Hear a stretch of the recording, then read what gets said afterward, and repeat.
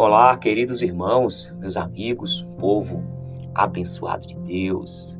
Estamos aqui, meus irmãos, para mais um devocional na tenda do encontro. Glória a Deus por mais esse dia de vida, mais esse dia de oportunidade de podermos estar crescendo na graça e no conhecimento de Deus, das verdades de Deus. E essa é a nossa missão. Nós aqui do canal estamos empenhados nessa missão de fazer com que você possa crescer cada vez mais no conhecimento de Deus, no conhecimento da vontade de Deus, que você se torne cada dia mais parecido com Jesus. Esse tem sido o nosso alvo e nós queremos também que você abrace esse alvo de ser parecido com Jesus.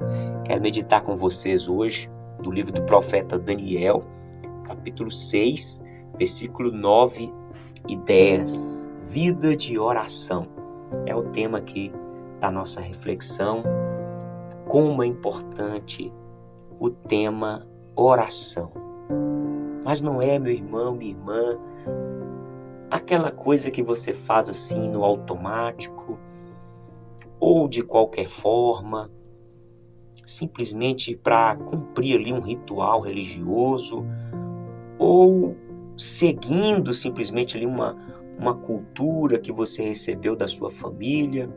Não, nós precisamos desenvolver uma vida de oração. Uma vida de oração é uma vida de relacionamento com Deus. E uma vida de relacionamento com Deus é uma vida conhecendo Deus, conhecendo a vontade de Deus, conhecendo o plano, o propósito, o que Deus quer, o que Deus não quer, o que Deus gosta, o que Deus não gosta. Esse deve ser o nosso estilo de vida, vida de oração. O apóstolo Paulo, escrevendo aos Tessalonicenses, ele vai dizer: orai sem cessar. Orar sem cessar. Jesus nos ensinou que devemos entrar no nosso quarto, fechar a porta, falar com o nosso Pai que está em secreto. E Ele nos vê no secreto e Ele nos recompensa. Mas esse momento no secreto, ele é ali, meu irmão, aquele momento turbo da oração. É o momento turbo, é onde você se derrama, é onde você abre o coração.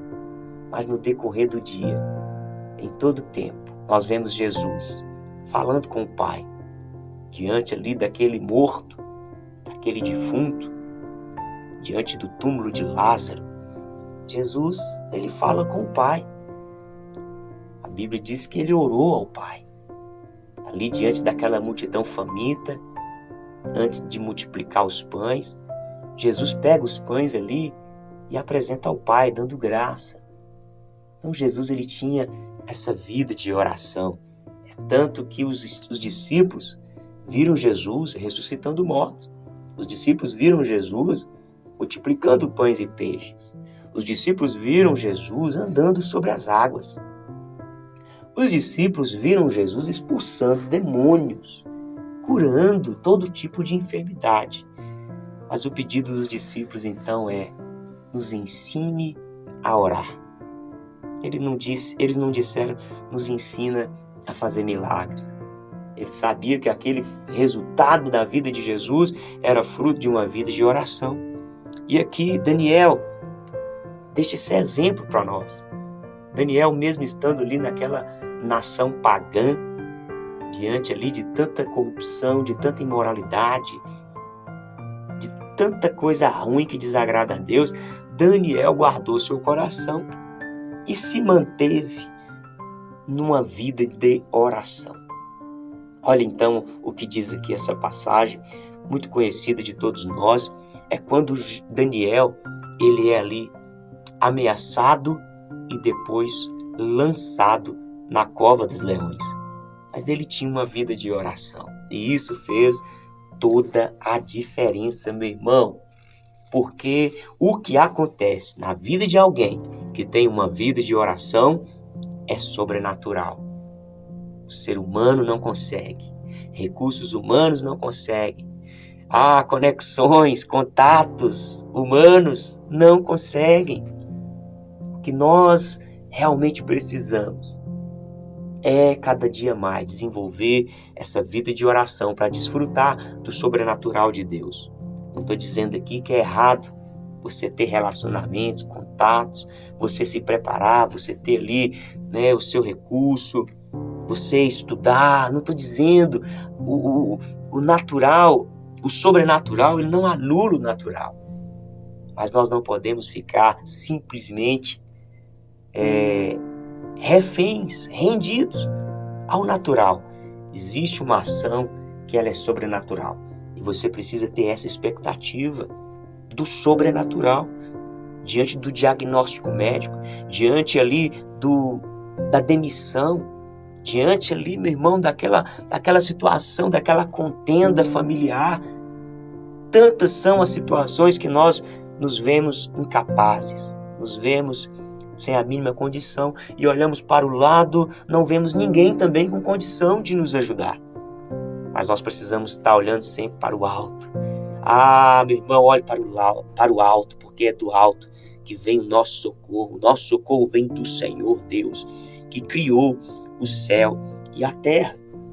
Por isso diz aqui em Daniel, capítulo 6, versículo 9, assim o rei Dário assinou um documento, um edito, um interdito.